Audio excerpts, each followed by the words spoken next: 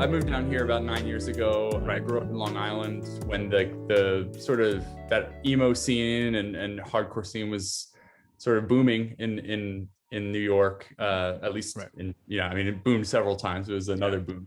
And then, so I moved down here from after living in Long Island and then Brooklyn for 8 years. I moved down to Virginia, started the band about a year in to living here. I had written some songs. The first EP that we have, which is called Reaction, is like kind of an emotional, like take on moving and leaving a lot of friends behind. So yeah, I started writing that before meeting some of the band members, which actually in the beginning we had a different lineup, but things change. It's like they're all good guys. We still talk. Just life changes, switch things up. So when that happened, Bryan and I had been connected. So he joined as like our drummer, and then we started to like fill out the band with Edwin and Jerred. So the early iteration of the band just kind of like, it wasn't we were all at different stages in our life, and it was kind of like, well, I still want to keep this going. So we did like a sort of a remodel, if you will, of the band. But yeah, like that's my backstory. I mean, I'll pass the mic to Bryan or whoever. So I'm not originally from Northern Virginia, but I've lived in Virginia since the 90s, since high school. So I moved down to the Fredericksburg area right before high school. So a little bit south of where you were talking about, Robert. Yeah, I know where that's at. Just outside of Lorton. Yeah. Yeah, for sure. Yeah. So I went to high school down there, went to college at Virginia Tech. So have been in Virginia kind of since then.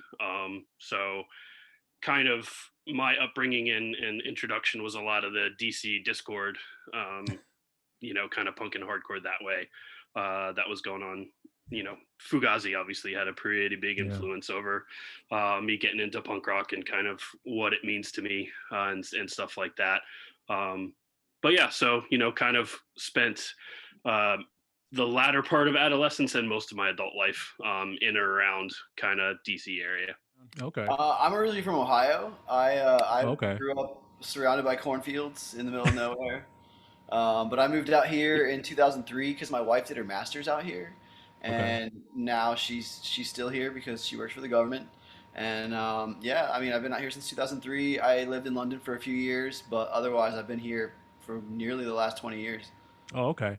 So, I mean, with you guys coming together now and, having this group, continuing on with your career, I know you guys all have full-time gigs. So that's one of the things that I've picked up on with a lot of these local groups, that I know it's a balancing act to try to do your full-time gig, personal life, and then playing music.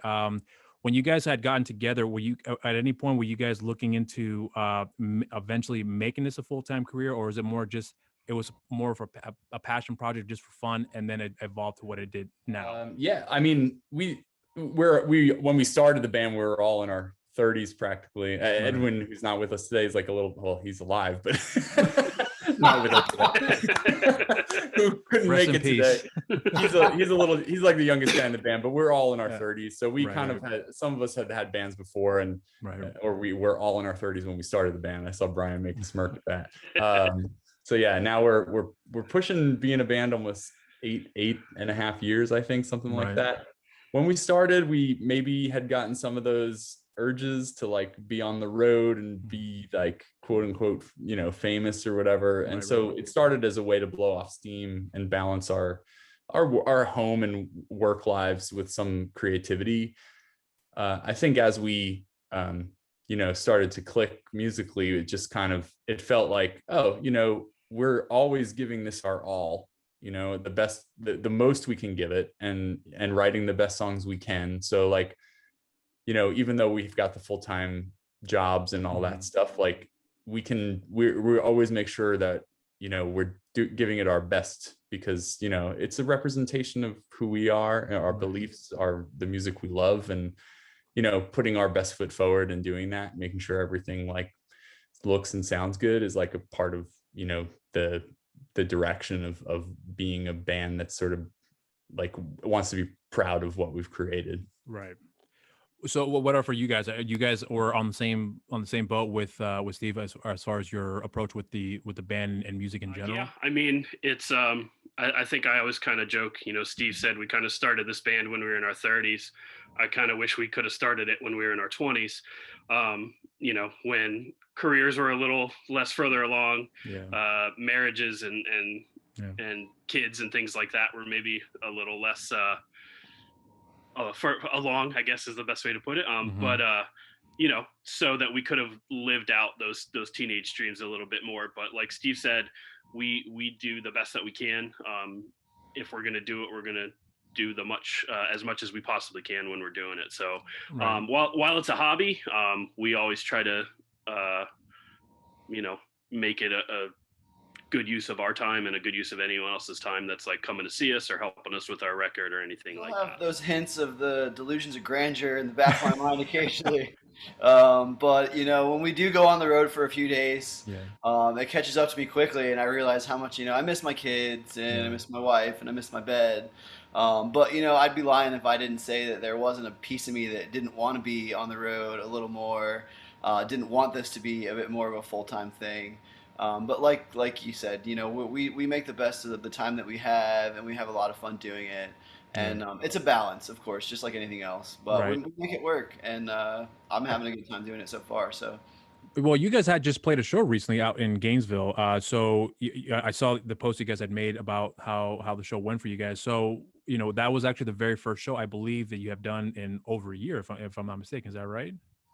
It was actually in DC. I think what you're mixing up with is we're playing Gainesville, Florida. Oh, that's right. That's you're playing in September, am I right? Yeah, October. Yeah, I'm sorry, you're right. Yeah, it's my all apologies. good. That's the fest, which is like, honestly, like talking about, you know, achieving goals. Like fest has been a goal. It's in its 20th year. I've been going since Fest 10. I heard about it since like Fest 7. So we're thrilled to be part of that. But just this last weekend we played DC. Right. And that was our first show. What was it? 530 days, I think, guys, or 31. Like yeah, almost 2 years. That's crazy.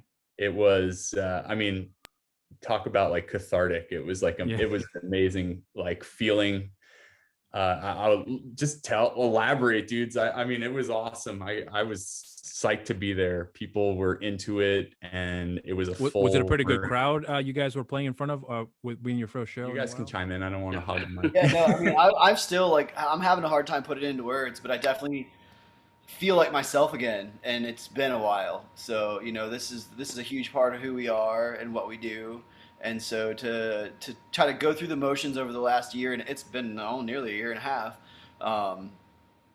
to go through the motions and do the things that we did to kind of like scratch those itches where we could, you know, it worked at the time, but it's still not the same. And so to finally feel that energy, to be in a room with other people who, you know, maybe do and don't know the music, but you know, the connection is there. It's visceral. Like you feel it. You can nearly taste it when you know, scream and have your mouth open. Like there's just, I don't know how to put it into words very well. You know, I'm not, I think I know where you're going with it here. Being, but it's amazing. I feel more alive than I have in a really long time. So was it nerve-wracking for you guys to get back on stage? Because I mean, I'm not sure if you guys have felt like, you know, any like a ring rust at all prior to going back on stage and playing in front of a crowd. Were you guys feeling a little nervous about that, having not been in that kind of environment in quite some time? Definitely concerned about rust.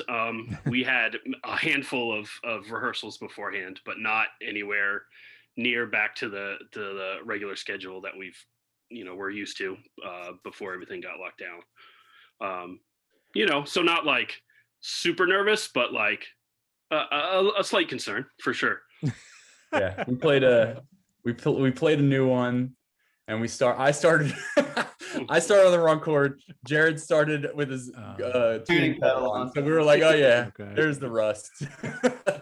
But yeah, I mean, there was like, it was so it's a 70 cap. It's called the Pocket in DC. It was a 70 cap room, and it was like 65 tickets sold or something very close to that. So it was like hella packed, and you know, definitely a new feeling post-COVID, or I say post-COVID. We're still like seeing, you know, other stuff going on with that, but you know, it was definitely if you want to say nerves, I think it was the first time we had all been in a room that was packed. I mean, maybe we've gone into a store or maybe had like tacos somewhere or something, but like, you know, actually going into a thick crowded room where you're like rubbing shoulders and elbows with people on the way to the stage, like that was like a little new. And so some of us wore masks just between our set, just like it was a new experience, and that's what made us feel comfortable. So I mean, yeah, it was like different. So there was a limited, was it a limited crowd capacity just because of COVID, or that was just the actual size of the club that only had that amount of people that it could fit into that room? Is it more or less kind of more COVID related, or just it was a small? Yes, the size of the room. Yeah. Okay. Like I mean, we know tons of venues have closed during like this pandemic. You know, we run a music festival that's hit or miss. It's not every year. We just do we do it when it feels like we can handle it. It's called Break and Even Fest, and we put on a virtual version of that during COVID to I think it's on your channel too, if I'm not mistaken, right? Yeah, probably I saw that. It was like a 10-minute video. You guys were performing a couple songs, right? Yeah, I did see that. Yeah, so there's like a full, Bryan and I hosted it, and I mean, what was it, like 4 hours? It was long. Oh, okay. Yeah, there was so that video that you saw of ours, we had 10 or 11 other bands also make similar videos. Got it. But during that, we were raising money for NEVA Save Our Stages, which was like our effort to try and support some of the venues in DC. We lost a few in the pandemic, but the Pocket, I mean, the Pocket is like probably the smallest, most inviting room for like punk rock bands. And then the next room up from there is about 100 plus, and that's at the Pie Shop. Those are like the Pocket was brand new for us, but we adored the experience. It was awesome. Okay. Well, so talk to me about, the lead up to the show, because I'm not sure if you guys had mentioned before on how you guys were practicing prior to the show. Were you guys doing it all separately through Zoom calls, or were you guys eventually comfortable coming back together in one room and rehearsing together to try to get back into the swing of things? Like, what was that process like for you all? I mean, we did most of our writing, and we recorded 5 covers. It started out, Rob from Wiretap, who's been amazing ever since we met him, reached out to us because he was putting out a comp. He does an attention comp, but I think this one was for the ACL. What was it, Black Lives Matter or ACLU? It was a Black Lives Matter comp that we did Operation Ivy's Officer for. So it's a great song. Yeah, I know that song. And so that kind of snowballed. And so most of what we did was remote. Like we, would pass ideas back and forth. Bryan usually started it off with the electronic drum kit and like gave us the foundation for the songs we worked on. We did a handful of times. A friend of ours, Craig from Curse Words, has a farm out near Annapolis and a generator, and was gracious enough to give us a space to kind of like get out a little bit of that frustration and kind of scratch the itch a bit. We only did that a handful of times, weather permitting sort of thing. But played for some chickens. Yeah, exactly. Free eggs. Yeah, all the eggs you can eat. Good old organic farm eggs, I take it. Right. Yeah. This is a silly question to ask, but when you guys got the farm eggs, were the eggs yellow or were they red when you guys were eating them? Because most of the ones that I've come across are pure farm-raised chickens. A lot of the eggs I've seen, which just surprised me as a kid, were always red rather than the yellow ones we've seen in the store. So I wasn't sure if that's something that you guys. Earth tone hues like browns and tans. Okay. Yeah. Okay. What we learned, what I learned, Jerred lived in Europe, so he probably knew this already. But like when an egg comes out of it, this is now we're going into like science, and but like when an egg comes out of a chicken, you don't have to refrigerate it. You could just leave it on the counter all day and for like a month at a time. And I'm like, what? I had no idea. So when they process it for the store, they wash all that like enzymes and protective stuff off the egg. So what kind of eggs I've been eating, I guess, before that. But you guys notice a big difference in the taste of eggs, though, when you ate the farm eggs as opposed to what you get in the store, right? There's a night and day. Yeah. It was good. Yeah. Well, it's funny. We just went from like talking music about talking about chicken eggs. So okay, well, you know, I brought that up because I whenever I hear people who gone out and try farm eggs for the first time, I'm always curious to see what that experience was like for them. Because for me, I was blown away. Like, this is some of the best shit I've ever had in my entire life. You know, why can't the stores? And then I learned, obviously, it's, you know, there's a whole little controversy behind all that as well too. But yeah, I was just curious about that. So I don't mean to take away from the original conversation, but with you guys getting back into the swing of things, and you know, getting back and getting the group together, playing the music, where once you started getting back to that feeling again and going back on stage, and obviously you guys have felt very fulfilled and very satisfied with with the experience you guys had in your most recent show, has anything changed for you guys as far as, like, you know, being away for so long, that did it give you time to reflect on certain things that you probably may have not noticed before? Now you had the time to do so, and with your approach in the music or your approach with the band or anything in general that would help make this experience much more smoother and a better process for you guys than you had before? It's a good question. I would say the one thing that we learned during being sort of like isolated in our own homes, like was like writing remotely is definitely not how we function best. So that's why we wrote Adolescence, or why we recorded Adolescence, because it's a bunch of cover songs, and they're actually like almost like carbon copies of the original, because we were like, well, these are songs we feel comfortable with, and like, you know, we're trying to have fun in the middle of this thing. Let's throw it back to some of the older songs. Writing during this, I mean, I've been able to generate some songs, or at least parts of songs.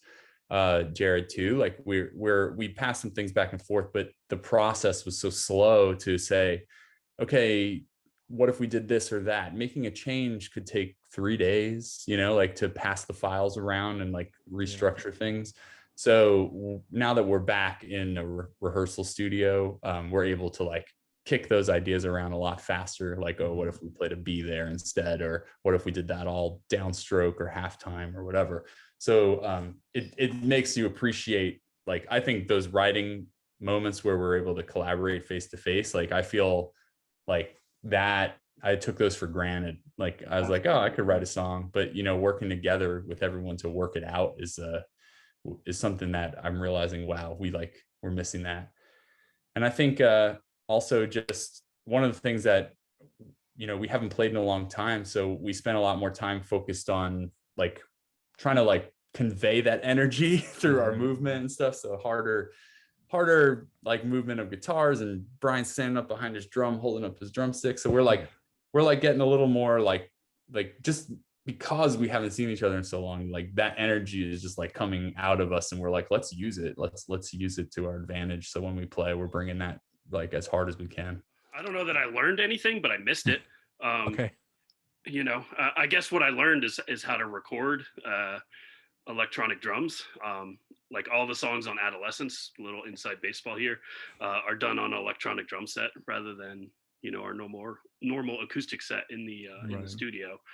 So kind of like learning different sounds and different techniques and different things like that is kind of what I learned. That was a necessity. I don't know that that's something I'm going to carry forward into the band. I'm definitely not going to play an electronic drum set at a live show or anything like that. So, but yeah, I missed it. And like Steve said, it was really just the four of us getting together. We'd done that in the rehearsal studio a little bit, so I definitely missed that. And the first live show was just kind of like getting energy back versus just kind of expelling it at the same time. At the same time was just it's a feeling that was missed. So it's a give and take experience you guys were having back. Yeah, you know, I learned that you know, carrying drums up a staircase and breaking your knuckles a little bit and things like that are worth it. I guess that's what I would say that I learned. So I think Steve nailed it when he said, you know, you didn't realize it at the time, but we were taking a lot of that for granted. You know, you know, never in a million years would have thought that out of the blue we'd go a year and a half with, you know, barely seeing one another, let alone playing music together. So, you know, it's been such a big part of my life and all of our lives. You know, I think I speak for all of us when I say, like, you know, he nailed it. Like, taking it for granted. Like, I will forever appreciate the time we spend in a room together more so than I ever have moving forward. So yeah, it's good for our mental health too. Absolutely. Right. Well, so I'm curious now because there's I always wonder with musicians when it comes to playing music live. You coming back and playing for the first time in over a year, almost 2 years at this point. Being nervous and then getting back into the swing of things. But do you guys actually remember your very, very first time ever playing your very first show in front of a crowd with either cover songs or original music, and what that experience was like for you? Yeah, I mean, I think, you asked the question before about nerves taking the stage again. Right. And Steve had mentioned, the first time playing out, definitely, you don't know the people that are in the crowd, or at least I didn't know probably 95% of the people that were there, which was an amazing feeling, but also like nerve-wracking.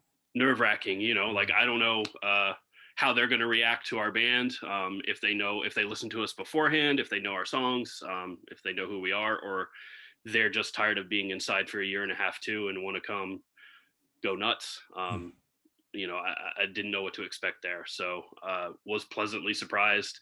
It was a packed room, and that was kind of a weird thing, and we'll get back into the swing of that, I think, as we do a couple of these, but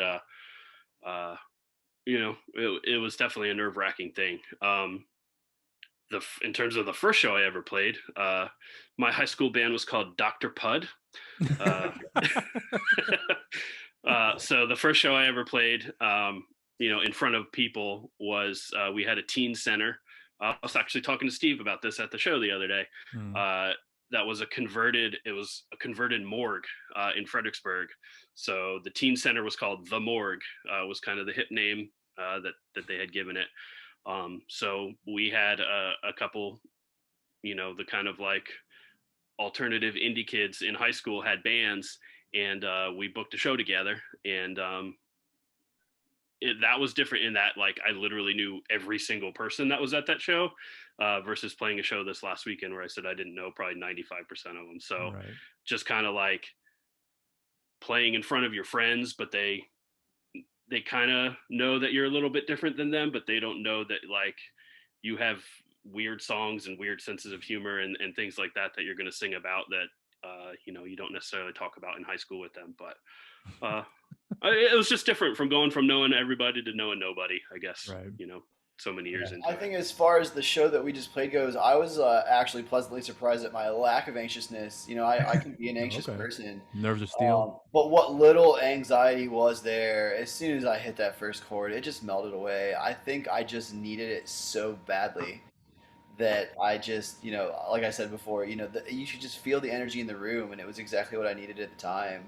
I was maybe slightly anxious about, being in a room full of people, but I'm vaccinated, and that's there's only so much we can do, and I'm trying to be cautious, but also not live in fear.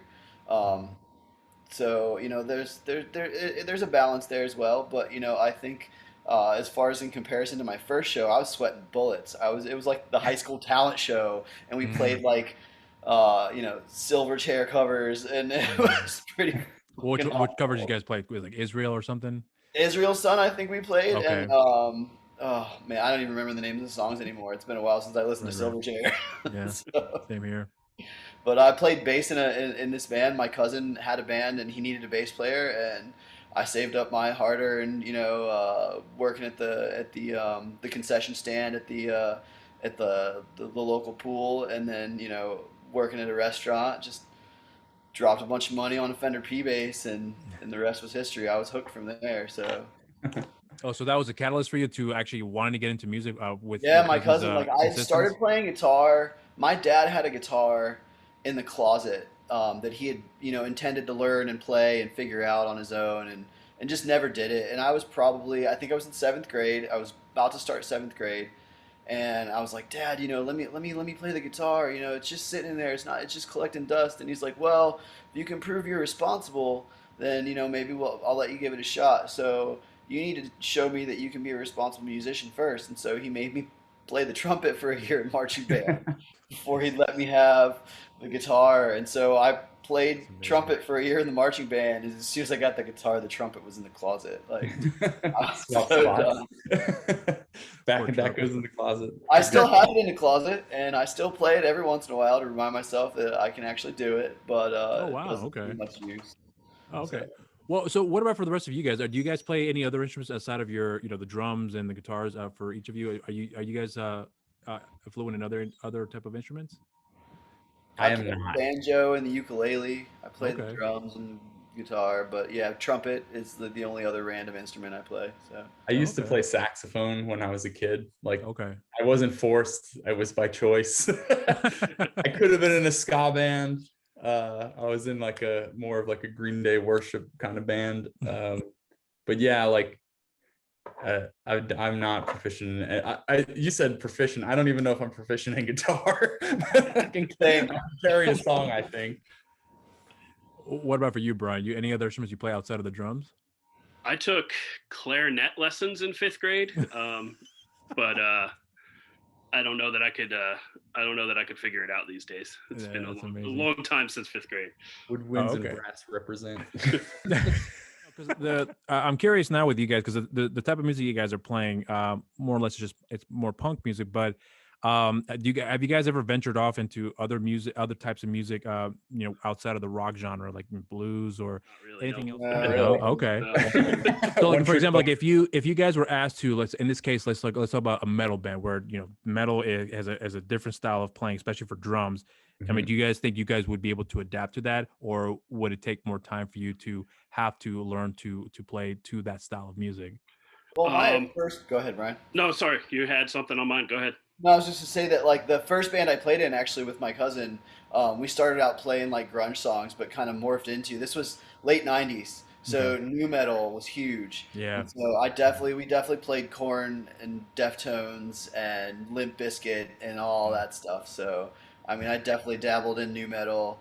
I think I could pull off I still consider that sort of like in the rock genre. Yeah, whereas I mean, I've played bluegrass. I've sat in with people playing bluegrass, but I've never like joined a bluegrass band. Okay. That sort of thing. So I can play other styles. I listen to other things, and I'll sit around and play around on my guitar a lot. But it's all sort of guitar-driven music. I don't think it's too far outside of the wheelhouse, really. Okay. Yeah, I probably. So go ahead, Steve. I was gonna say, I think if I could pull off another genre, I'd go with like stoner metal, like nice, like heavy, slow, like rhythm metal. Yeah, like kind of like real slow, sludgy the sword type stuff. Okay. So I think I would go. I wouldn't be the lead, but I could definitely do like a nice rhythm or bass part. I would get into that. Okay. Yeah, I was just gonna say I probably listen to the most metal out of the three of us. By far, I would probably say. Like what metal bands are you referring to that would be considered like real heavy for you? I mean, Anthrax is my favorite band of all time. They are a great band. Do you like them better with I forgot what's the name of the second singer? Joey Belladonna. I like the classic lineup. The John Bush stuff is John Bush stuff. Yeah. It's good. It's more like hard rock to me. Yeah, same thing. I agree too. But it's they're still writing killer songs. It's just not the same.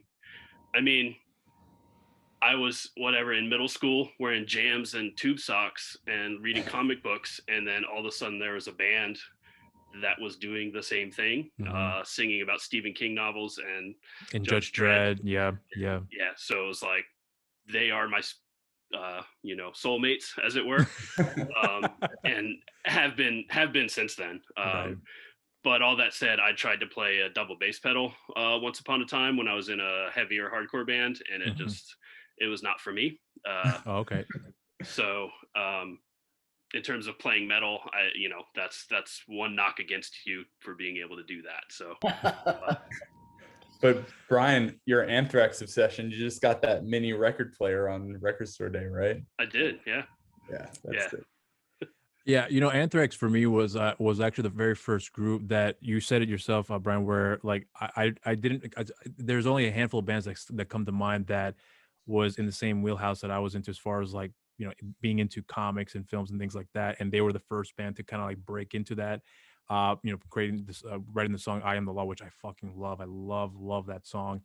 And then they're doing songs with Public Enemy, which at the time, outside of maybe Aerosmith and Run DMC, was like really the first metal band to actually do that with a political band such as Public Enemy, which was amazing. Well, so I wanted to actually bring up something here that has to do with your music, because one of the things that I came across with your songs is I checked out your videos, and one of the ones I came across here, which I wanted to ask you about, which was Awkward. Forgive me, it's Awkward Universe. Awkward Universe. Thank you very much. So I'm watching the video and I dug it, but there was one person that I saw in there that I knew because I've grown up with him when I was a kid. I haven't seen him in quite some time. We actually got reacquainted fairly recently, and that was Tim Bean. So he's in it for like a split second, but when I was watching the video, I was like, "Holy shit, that's Tim!" He's like, he's in another video. If you can just share with me with how you guys were all became acquainted with Tim and ended up working with him to in the music scene. Sure. I would say, like, I don't know the exact moment I met Tim, but I would probably either went to see Walk the Plank, like, and met him at the show, or we were just at a show and he was into a band and we started talking or something like that. But it was like him and Alex Reamer from Walk the Plank. Yeah, like, so I think I definitely knew Alex just because I noticed when I moved to Virginia, I was like, I need to like meet some scene people. So when I want to book shows and stuff like that. So Alex Reamer was definitely like the reason why I would have either been in a room or seen Tim play Walk the Plank. But I think our friendship has, I mean, we're definitely acquaintances. I haven't had like, I've hung out with Tim maybe at like one party at what was that place called? The BTU house, Brian? I can't remember the name of that. BDU house. Yeah, we like hung out there once, which was like a house venue that's since shuttered. But yeah, like he's also in the Rememberables, and we've become pretty like friendly with them over the years. Just I actually went to their first show in Fairfax, Virginia, because I was just like into it. I heard a demo online and it was like 10 minutes from my house. It's like, I'm going to the show. And then they're really good. Fast forward a few, like maybe like 6 or 7 months later, we probably played a show with them. And yeah, so we kind of played with them probably 4 or 5 times. I don't know, maybe 4 times. I want to be like conservative about it. But yeah, we like, Tim is cool. We talk online. We see each other at shows. Like, great dude. Super fun. Like, he just goes with the flow. So yeah, an awesome guy. Yeah. What about for the rest of you guys? You guys recall how you guys came across him? I first met him just like as a introduction a very long time ago. If you were friends with him, was he in Emerge Unburnt? You know what? I don't remember. I believe he was. Tim's been in quite a few bands, and sometimes that was hard for me to keep up. But then there was a period of time where I wasn't talking with him. Nothing bad happened. It was just, we all went our separate ways. So there was a period where I have no idea what he's been up to outside of the Rememberables and Walk the Plank. So Emerge Unburnt was one of the bands I believe he was in, if I'm not mistaken. Yeah, so one of my old bands played with them. I mean, that was probably early 2000s, maybe. So the singer at the time was Will. Yeah. So that was them. So that was a very long time ago. So that was just kind of like introduced to them through that, and probably just kind of like saw each other at shows randomly. Again, more of an acquaintance with Tim. Yeah. And then just now that we have this band and he has Walk the Plank and the Rememberables, we've played with each of them a handful of times, like Steve said. So have seen him more in the last couple years than I did for probably most of the 2000s. So yeah. Interesting. That's right. What about you, Jerred? You're also pretty well acquainted with Tim too. Yeah, I've known Tim for a really long time. Actually, I worked with him at a restaurant job, I want to say easily 15 years ago, like a really long time ago. Oh, wow. And then I started playing in a band, like a skate punky sort of like Bat Wreck worship band, for a while. And then same thing. I mean, I played with the guys in Walk the Plank actually before Tim even joined the band, but I would see Tim out at shows, just like Brian said, like he's been around for a long time. He's been in the scene. He's around. He's an old we're school. All hanging out. We all meet each other in different iterations of different bands. And yeah, if he ever reached out book a new band of his, we would scoop it right up. We'd definitely play a show with Tim, man. So I was saying to you earlier, Steve, that I'm originally from the area, and one of the things when I was growing up as a kid, the punk rock scene and the music scene in general was something that I was introduced to because of Tim and his brothers. So his brother, I meant to say. And when I was exposed to that, I didn't realize how large the community is. But it's weird because it felt like I didn't know it existed. It was all underground for me. And then once I was exposed to it, I was blown away with the variety of music that's out there in the local scene, hardcore, heavy metal, punk pop, whatever the case may be. There's a lot of wide varieties of music. So, and it's been a while since I've, been around that area. So I'm wondering now for you guys, like, how has the music scene been like in the area nowadays? Bryan, I mean, you've lived here longer than any of us. Maybe you can better contrast it. Yeah, I mean, it's I feel like a lot of folks have aged out of it a little bit, especially in our wheelhouse of kind of like the melodic poppy punk kind of stuff. There's definitely still some bands doing it, and there's definitely still shows that happen and people that come out to see it. It's a little interesting because you can get like a band like the Menzingers will come through on tour. They're from Pennsylvania, and they'll sell out the Black Cat. But then there'll be a local band that sounds eerily similar to the Menzingers, and they won't be able to sell out the Black Cat. So it's kind of like hit and miss. I don't know. Yeah, it's hit or miss. There's definitely some like thrashy hardcore bands. Like you said, it kind of is all over. There's some like dancey indie bands. There's some kind of like radio rock bands.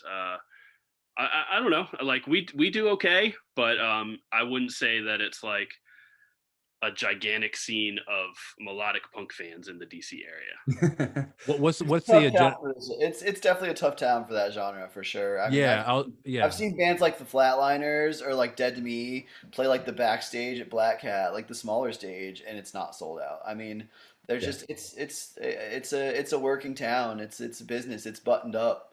It's transient. People are coming and people are going. There aren't a lot of people who have been, in this town and playing music in this town for a really long time. Not that they don't exist, not that they're not here, but it's a tough scene, and I think that it's worked in our favor because like the community does kind of like support one another really well here because we're all in the same position. But it's definitely, I mean, these guys know more about booking than I do. Like they're the booking gurus, but like, I mean, it's tough. It's tough booking. It's tough getting people to come out to shows. So what's the more, I guess, if you're a local band in that part of the area now, what's more likely to garner more attention, get more people to come out? Like what's the music that would actually do that that'll appeal to, I guess, the locals in the area? What would be that type of music?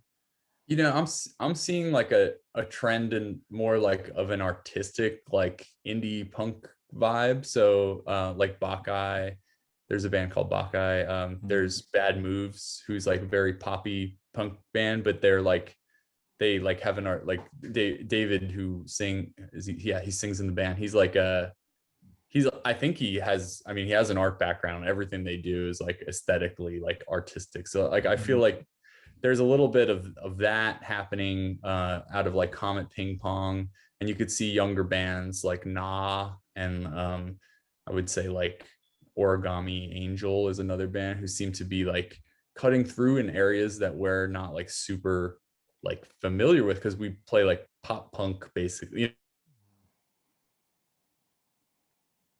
Uh-oh. Yeah, I think you froze there for a second.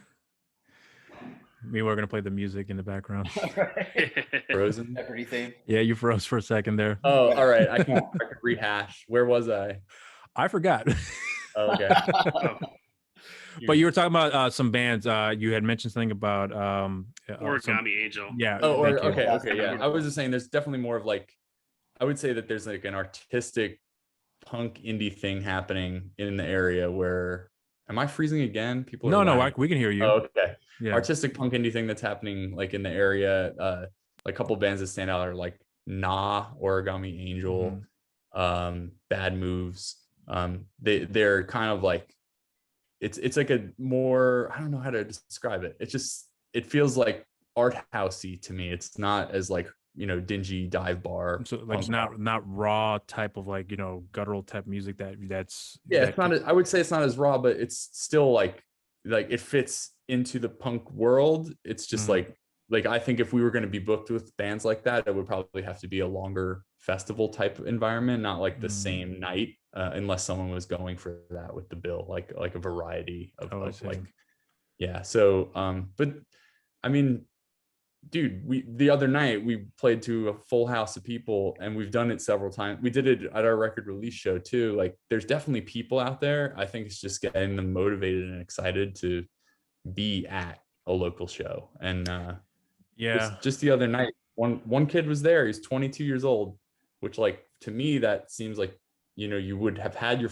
first punk show experience, but he was like, this is my first show ever, this kid Troy. And it was like, it was awesome to meet him. I was like, man, like, he's like, I thought the DC scene was dead, and it's like, it was right here the whole time. And I'm like, dude, keep coming, tell your friends. Like, it's you know, I'm a huge believer in building community. And music like played a very critical role in my life as like a teenager when my parents were getting divorced and stuff like that. Like, it gave me a place to go where I didn't have to worry about like bullshit like that was happening back home. So like, to me, I'm like, even though I'm going to be 40 next year, like, I feel like contributing back and building that community, and maybe like teaching younger kids like how to book a show, or, you know, what they could do to like piece a band together. Like, I'm all about trying to do that for people who are interested. So it's like a personal mission now. I think it's my midlife crisis. But Northern Virginia to me is a mixed bag of many things. So is there anything that comes to mind that may feel like, you know what, this is actually the genre that this area is going to be mostly known for? Because for me, from what I recall, it was always punk music.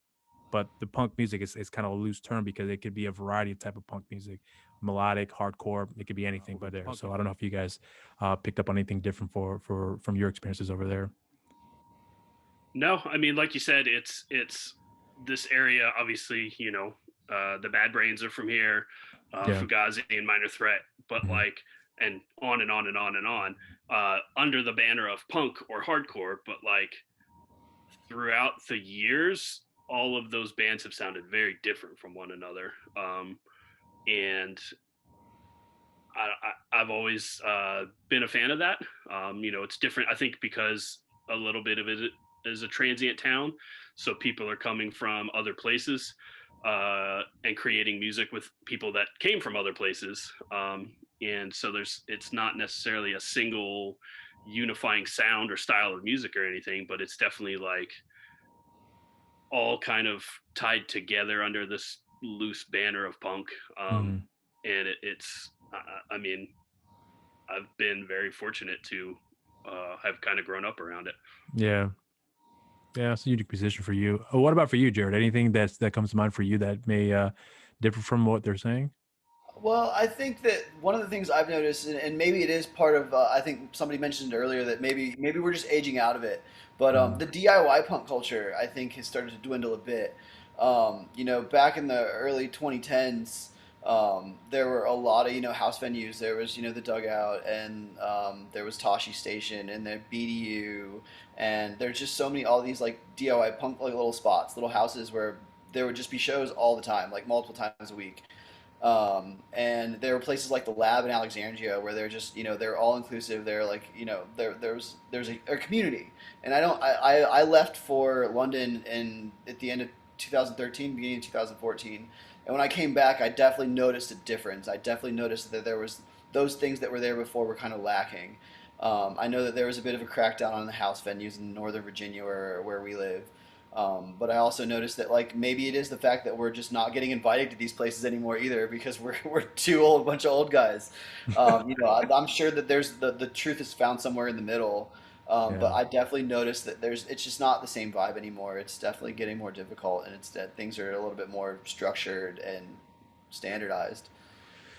Well, so this brings me to my next question with you guys, being that you guys are in the area. Do you feel like that the music scene is kind of getting better, whether, you know, there's going to be a particular genre that would stick out above the rest, or do you feel like it's slowly starting to like, or is it more difficult to really find a new group of kids or people that will want to stick together and make this happen and keep the community alive, keep the music environment in the Northern Virginia area thriving? I mean, do you guys feel like that's a possibility that it will continue, or do you kind of see, there's probably no way that's going to be living up to the standards of what it was way back in the late 90s or early 2000s?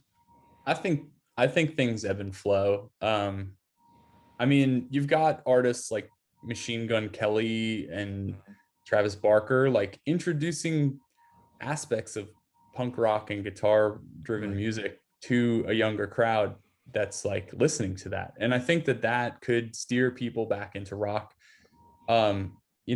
We're like, I mentioned we started a band in our 30s. We're now in our 40s. Like it's hard to say, like, is there something happening for kids that are 17, 18 years old? Like maybe there is. I've been to some shows at VFWs and been shocked at the size of the crowd. I didn't feel like, it was reflective of the bands that I like have grown, like I grew up with, but it's like, I want kids to evolve their take on music. We play the sound we play because it's just something we love, but like if they take a piece of what we've done and turn it into something that fits their vision better, like that would be amazing. I think as downtrodden as this chat has gotten for the last 5 minutes, like I do believe that like the scene ebbs and flows. Yeah. We've had venues close and venues open. We have artists introducing pop punk back into the mainstream, and I could see that like just opening up a world in the next few years where we're hearing a ton of stuff like the Lindas, the young girls who just played that Library and got signed to Fat, or was it Epitaph? I can't remember what they got signed to. Epitaph. Yeah. Like, that's like an important thing for people to see.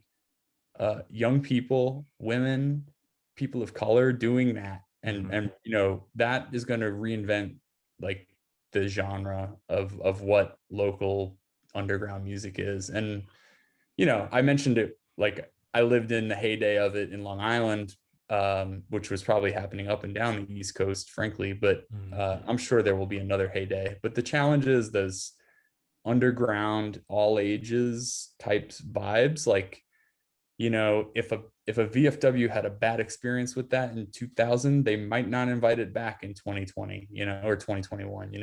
I feel like that's the thing that holds it back, is like old, if there was a fight there, they'll never do it again. I worry about that. Yeah. I remember one time I played a show because I used to be in a band with Tim. We played at the Jacks. I don't know if you guys remember that place from back in the day. I live across the street. But it's not called the Jacks anymore now. I think it's called something else, right? It's not even a venue anymore. It's like they shut it down? Oh, okay. I didn't know that. Yeah. Wow. Well, so we did a show there, and you talked about one bad little incident could cause can affect everyone else that follows through after that.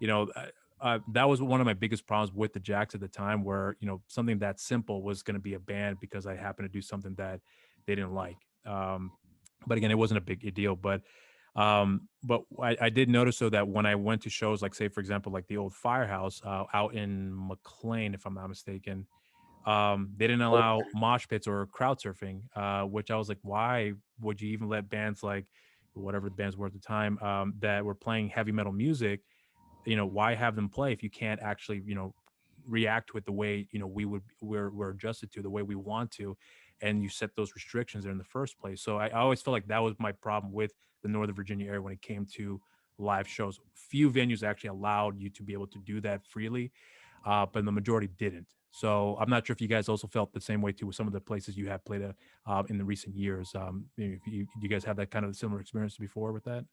I mean, we played DC way more than we played Northern Virginia. Yeah. Okay. There's not much left in Northern Virginia. I mean, if we're going to play, there's a place called Jam and Java. I remember that place. It's pretty big. We could probably get like an opening slot there. Maybe if it was like our record release, it might be worth it to book something there. But I feel like if you're going to end up in Northern Virginia right now, it might be at a house show. DC, like I think because of the age of people we play to, and like being in our, you know, we play to this 30 and up crowd that still love punk. The crowds are more subdued. I spoke about it with one of the members of Ex Motorcycle Couriers, who has like, it's like a guy from the Meatmen. We were talking at the show, and he was saying, "There's no psychos. Where are all the psychos in the punk rock scene? They're all gone." Yeah. And I was like, "Well, I mean, we're just mellowed out now." Well, I will say that every time I start to lose hope, we meet kids like Troy. And, you know, we at Breaking Even 2 years ago, we met those kids. There's a group of kids. Steve and I live in the same neighborhood. And we met a couple of kids that live in our neighborhood. And they're, you know, like early 20s. You know, I think one of them was like not even 20 yet. And so, you know, it's really refreshing that every time I do actually start to lose a little bit of hope in the future of whatever it is we're doing, we run into the younger generation kind of like poking their head out and be like, hey, we're here. Yeah. So, Yeah. You know, I think like for me, one of the biggest examples of like you can tell that, you know, times have changed, obviously because of age, but I'm a big fan of Bad Brains. Like I love their music, and I happen to watch some of their older stuff. I've never seen them live before, but when I watched their old performances from the '80s, like these guys were all over the place. They were, you know, rocking. I watched a recent performance with them from a few years back, and HR has completely mellowed out. Like he is not the same wild performer that he was, and obviously that has to do with age, but you know that a part of me wonders if you know, if eventually if the kids that are that you know, that come up after us in this case, you know, will they ever replicate that same form of energy? Will they ever replicate that same live show that we've all grown Yeah, up with? I mean, I think part of it, and then you know, you mentioned it with Bad Brains, is you know we still listen to the music we grew up on, and you know we and all of those people are getting old. Yeah. So you know, but watching from the sidelines a little bit, we can see a band like Turnstile, or we can see a band like Pink Shift coming out of Baltimore that like bring that energy, bring that kind of um, new thinking to the style of music that we've played, and it's awesome. Like I don't know if you have watched that new Turnstile. It's like a 12-minute EP where they do a different video for every song, and it's just like it's great. Like it takes the kind of like Love Connection. It's like takes the style of hardcore, adds an artistic element to it, like that Steve was talking about before, but it's like it's still just like mosh driven hardcore with a lot of energy, you know, when it gets down to it. So them in a band like I mentioned Pink Shift, just kind of like mosh breakdowns, but then adding some like um other genres coming into their music, and it's just awesome. Like we don't really do that, and that's not our skill set or our wheelhouse, but it's like we're stoked that there's younger kids doing it for sure. Yeah. And I think there is going to be, and there is, with Turnstile and Pink Shift and others, there is that next wave is already there, and it's cool. Like, yeah, I think that I try to remind myself as well that, like, you know, I'm only getting older, and there's going to be more people coming into the scene who have an idea what they want it to look like, and it's just as much theirs as it is mine, if not more, you know, because they're looking to have, or probably will have, more influence on that than I will continuing forward. So, you know, like it's ours collectively. So, I mean, we can't hold on to what we used to you know, hold dear, and you know, this concept of what we thought the music should sound like, or what the, you know, everything should look like. You know, it's ever evolving, and you know, we're a part of that, and we'll always be a part of that, but we have to continue to bring in, you know, the new ranks, the new ideas, and that's what's going to keep it fresh, and that's what's going to keep pushing forward. All right. Well, I know you guys, because we're over at the hour mark, because I know you guys are going to be heading out shortly. So I wanted to ask one last question before you sign off here. Do you guys ever look back on where you guys have started music wise, life wise, and reflect on what, you know, what you were like back then and where you are now? Do you see a major change in yourself as a person and as a musician? But I mean, anything that you guys carry with you from way back in the day to where you are now? I mean, DIY ethics of just, you know, you can make it happen. You just have to try. And failure is not something to be afraid of. Like, you learn from it like that. So whether it was playing a show where you broke a string and then you learned you should bring a guitar the next time, or like a backup guitar, or you know, thinking like, oh, I don't know how to promote a show, I'm just going to put flyers everywhere, and learning like, oh, that worked. But now we're in 2021 where, you know, flyers are digital essentially. And so like, you kind of adapt. Well, how do we get the word out with the new tools? And so that's the one thing that like I feel like I've always taken like anything I do, if I choose to take it into my own hands, I do it the best I can. And if it doesn't work out, like, I'll learn from it. And I think that goes beyond punk rock. That's just like how I lead my life. I think if I had to change something, I don't know, like I feel like when I was 21 and I got my first graphic design job, I had this moment. My friend's band was going on tour, As Tall as Lions, they were called. And then I got this job offer, and they were like, you can come on the road with us for 2 weeks, or you could, you know, or you could start that job. And I was like, I think I'm going to start the job. I think my life would have been fine if I started the job 2 weeks later, and I would have had more of an experience. So that, I would say, especially when you're young, take a risk to do something that might feel like the wrong choice occasionally, just because it's going to give you a story or an experience that you may look back on and realize you should have took it. So yeah. You know, I would say that, like, if anything, you know, especially after living this last year and a half lockdown, not being able to play music, things like the mistakes that we make. When we fucked up the other night in a couple of songs, you know, there were times in the past where I would agonize over it, and it would like just, you know, totally color my perception of the evening. Whereas, you know, we made some mistakes, and I just kept on trucking, and it just, you know, I'm trying to enjoy the moment, and each moment is worth savoring. And you know, all the agony that you put yourself through, and you know, all the pressure you put on yourself, at the end of the day isn't worth it. So you know, I don't want to take for granted spending time with these guys playing music. I don't want to beat myself up over, you know, flubbing a note. It's not worth it. Life is short. And so, you know, like, I've grown in that sense, but it took me a long time to get there. Like Jerred said, I used to agonize over if we played sloppy or I missed up a drum fill or something like that. It would haunt me for days, because we are putting on a performance. I want that performance to be the best that it can be.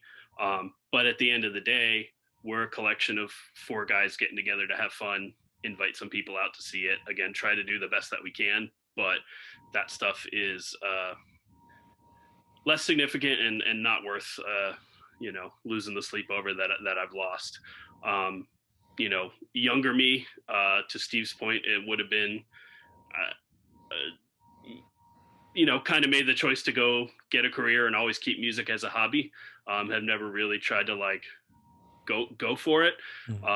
And that's, you know, that is a little bit of a regret, but you know, it got me to a point where I have disposable income to buy mini Anthrax, I Am the Law records. That's amazing. That's, you know, smaller than my face. So when they put out these stupid things on Record Store Day, I go out and stand in line and buy these things. So that's me trying to convince myself that I made the right decision getting a job and not being a rock star. So all thanks to Anthrax. There you go. Well, listen, gentlemen, I really do appreciate your time. This really was enjoyable for me, because I always hope that I could reach out to people who are doing something that they're very passionate about, and I can clearly hear you guys are having fun with it. And obviously, with COVID being the setback that it obviously had reignited some things for you guys to continue on with what you're doing. And I really happy to hear that you guys are still going forward with it, especially that I've been more acquainted with your music and been listening to it more often lately. Love what you guys are doing. I am a big fan of your music as well.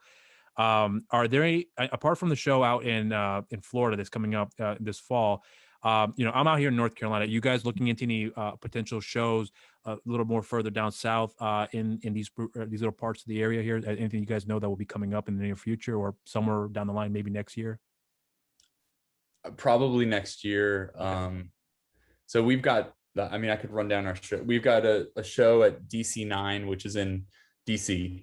It's all ages. It's with this band Make War, who's on Fat Records, and our really good friends Curse Words. We've been doing this thing with them for years. So, you know, they're our buds. So that's our next local show. We've got the fest down in Florida, but probably 2022. I've been already pushing for it with these guys. I want to do like a little bit longer run and figure out where to go. We played Durham before. Bryan and I have. Jerred wasn't in the band just yet, but yeah, we played Durham and Norfolk and Virginia. I'm sorry, and you know, a couple other cities down that way. We will probably, we want to push ourselves to at least get a little further south and maybe do some flyouts into the Midwest or the West Coast over the next year or two. So that's the plan, but no dates to share, unfortunately. That's all good. Well, you know, I hope you guys do make your way down. And if I'm ever up in the area and you guys have a show, I would love to check you guys out. I'm keeping up with what you guys are doing. We're following your social media accounts as well. So I'll be sure to have all those links available in the description below for people to follow you, to check you guys, to check your work out on Spotify, Bandcamp. So everything will be listed for them to look into that. So hopefully that would garner more people to check out your work. Is there anything else you want to sign up with here as far as any other announcements that may be in the works that you guys are willing to share or can share? We can't share one thing. So okay. There's a small thing that we're working on for September, but I don't think we can say anything yet. You know, like we mentioned, we're writing.